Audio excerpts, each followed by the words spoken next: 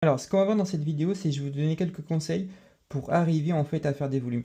Je trouve que c'est pas si facile que ça en fait d'avoir un dessin en 2D, donc à plat, et essayer de donner en fait une notion de volume. Donc l'idée, c'est par exemple, on va faire un, je sais pas moi, ici, je vais mettre 2 barres, et je me dis, ben, si je veux faire un tuyau ou montrer en fait qu'on va faire un volume, l'objectif en fait de cette vidéo, ça va être de vous montrer ben, comment on peut faire en fait pour essayer de donner en fait une courbure en fait, hop, pour avoir un volume et donner en fait l'idée en fait par exemple là d'un tuyau. Donc je peux m'amuser en fait à faire des petits arcs de cercle comme ça qui vont me montrer en fait que ça tourne. Ou alors l'autre hypothèse c'est qu'ensuite je peux venir en fait mettre un peu ici pour faire une sorte de petit dégradé. Donc vous allez avoir besoin en fait d'une feuille et ensuite bon là c'est un stylo en fait classique. Ce que j'aime bien avec ce stylo là, c'est qu'à la fois on peut faire des traits très fins et puis quand on le penche en fait comme ça, on peut venir faire en fait ça en fait. On peut déposer en fait rapidement de la matière. Comme ça. Et voilà. Alors déjà, la petite astuce, c'est que ce que je fais régulièrement, donc c'est une petite trace de ligne en fait comme ça. Voilà, imaginons que là je vais faire un poteau et montrer en fait que ça tourne. Ce que j'aime bien, c'est regarder, partir un peu ici, exagérer le mouvement comme si en fait on tournait, monter et tourner là en fait. Donc je tourne un petit peu avant et un petit peu après. J'évite de faire ça en fait. Si je fais ça, bah en fait on voit que ça tourne pas en fait. Si je fais ça, ça marche aussi.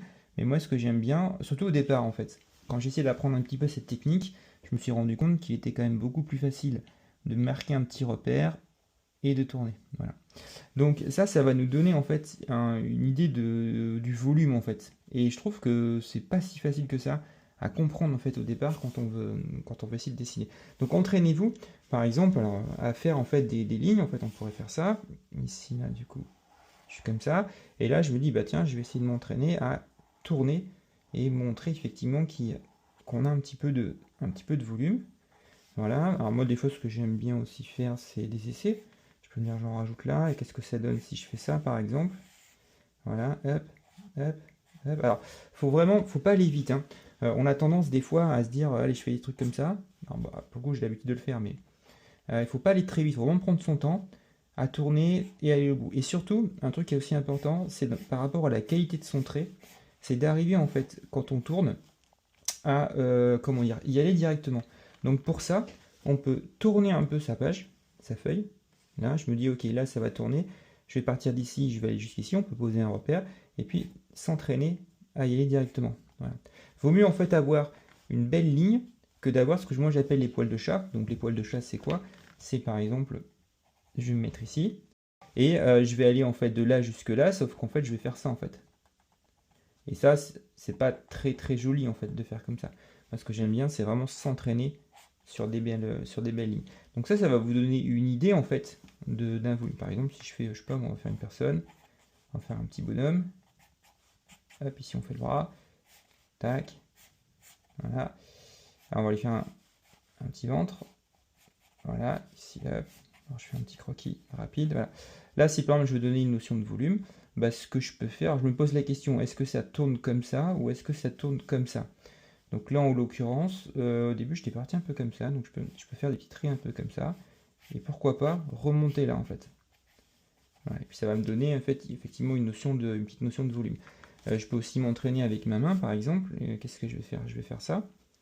Alors, petit rappel, vous l'avez peut-être vu dans mes vidéos, mais moi, ce que j'aime bien quand je dessine, pour le coup, une main, c'est que je mets un repère ici, ici, tac, je mets ma ligne, je descends, ici je vais là, ici je tourne, donc là je suis là, ici je mets mon repère, je tourne en fait comme ça, je fais ça, tac, je pose le bout d'ongle, on va dire qui est là, voilà, et ici.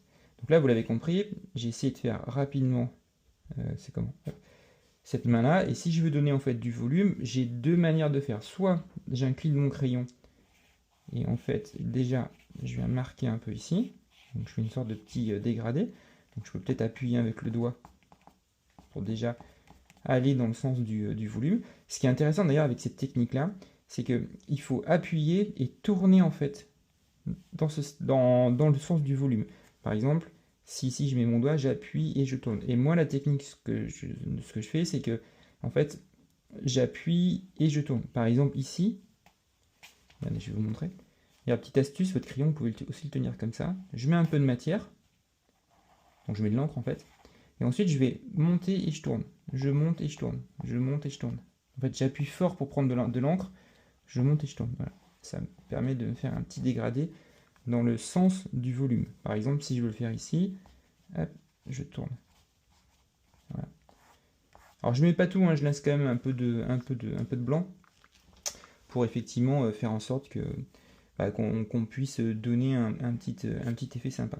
Donc je reviens un petit peu sur ma main, je peux rester ici, je vais accentuer ma ligne de force en fait là par exemple, et je peux pourquoi pas si je veux prendre par exemple un bic. Moi j'aime bien faire ça, et puis des fois j'aime bien en fait donner encore une fois un volume avec des petites courbures en fait. Voilà. Alors c'est vrai que moi je fais pas mal de modèles vivants, et dans les modèles vivants en fait, par exemple, je sais pas, on va faire une pause, on va essayer de dessiner une pause. Donc là je fais un croquis un peu rapide. Je vais faire une dame. Ici je mets le bras. Ici, tac, on va faire ça comme ça. Hop, et comment on peut faire? Je le fais de mémoire, hein. Donc là, voilà, on va mettre des jambes en fait là, ouais, on va faire ça. Donc là, imaginons que j'ai un petit croquis très rapide. Voilà. Là, si je veux donner une notion de volume par exemple dans le bras, ce que j'aime bien faire, c'est, une fois que je l'ai bien dessiné dans ce style-là, c'est venir faire en fait des petits cercles en fait comme ça. Donc je reprends un peu la même technique, et là je vais faire des cercles pour montrer qu'il y a du volume. Et regardez, à chaque fois, je fais toujours ce petit retour en fait. Là. Hop. Je viens appuyer, et là je suis au bic, je peux quand même estomper, ça marche aussi. Et là, en fait, on voit qu'il y a un petit volume, on voit que ça c'est devant et ça c'est un peu derrière. Donc c'est une technique en fait qui est assez simple. Il faut quand même s'entraîner, parce que ce que je vois souvent, c'est qu'on a tendance à faire ça. Et en fait, ça marche pas. Et aussi, il faut éviter de faire les poils de chat en fait. C'est-à-dire que vraiment, faut éviter de faire rapide. On n'est pas ça en fait, hein. C'est pas du poil en fait qu'on fait. C'est vraiment d'aller chercher en fait une petite courbure. Voilà. Alors on peut faire aussi dans ce sens, qui est plutôt pas mal. Ici, et après on peut le faire aussi hop, dans l'autre sens, mais pas tout en fait, hein. Juste un peu le bas. Alors on peut s'entraîner à dessiner avec des pommes, on peut avec des sphères, etc., des pommes, des oranges, etc., pour choper un petit peu le coup de main. Bon, moi j'avoue que dessiner des pommes, je suis pas forcément fan, donc j'aime bien le faire dans le contexte. Donc ce que je vous propose, c'est entraînez-vous un petit peu avec cette technique. Donc comment vous pouvez faire? Déjà c'est commencer un peu avec deux parallèles ici. Et puis vous vous amusez. Vous vous dites, voilà, est-ce que ça marche comme ça, tout doucement. Voilà.